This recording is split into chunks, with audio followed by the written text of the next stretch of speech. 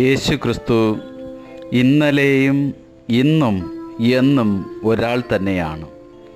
ഹെബ്രായക്കാർക്ക് എഴുതിയ ലേഖനം 13-ാം അധ്യായം 8-ാം വാക്യം.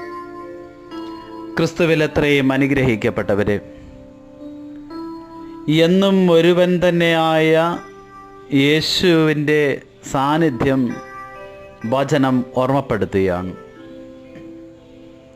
യേശു ഇന്നും എന്നും ഒരുവൻ തന്നെ ആയതുകൊണ്ട് എൻ്റെ കഴിഞ്ഞകാല ജീവിതത്തിലും ഇനി വരാൻ പോകുന്ന ജീവിതത്തിലും ഇപ്പോഴും യേശുവിന് ഇടപെടുവാൻ സാധിക്കും.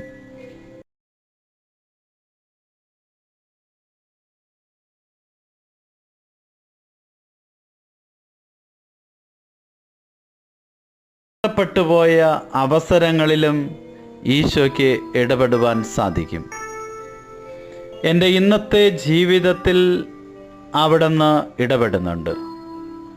ഒപ്പം ഇനിയുള്ള എൻ്റെ ജീവിതത്തിലും ഇടപെടുവാൻ കഴിവുള്ളവനാണ്. ഈ തിരിച്ചറിവ് നമ്മുടെ ജീവിതത്തെ മാറ്റിമറിക്കുന്നതാണ്. എൻ്റെ കഴിഞ്ഞകാല ജീവിതം ദൈവ അനുഗ്രഹത്തിൻ്റെ വേദിയായില്ല എങ്കിൽ ഇന്നെൻ്റെ ജീവിതത്തിലൂടെ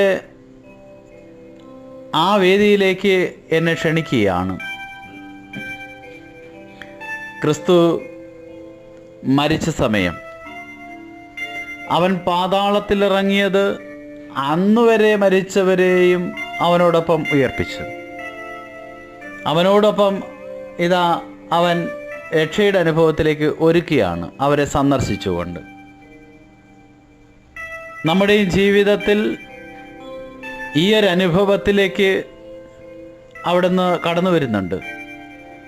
കഴിഞ്ഞകാല ജീവിതത്തിൽ നമുക്ക് ലഭിക്കാതെ പോയ സ്നേഹവും സംരക്ഷണവും അനുഗ്രഹവുമെല്ലാം ഇന്ന് നൽകിക്കൊണ്ട് ആ മുറിവുണക്കാൻ ദൈവത്തിന് സാധിക്കും. 10 വർഷം കഴിഞ്ഞിട്ടുള്ള എൻ്റെ ജീവിതത്തിലും അവിടത്തേക്ക് ഇപ്പോൾ ഇടപെടുവാൻ സാധിക്കും.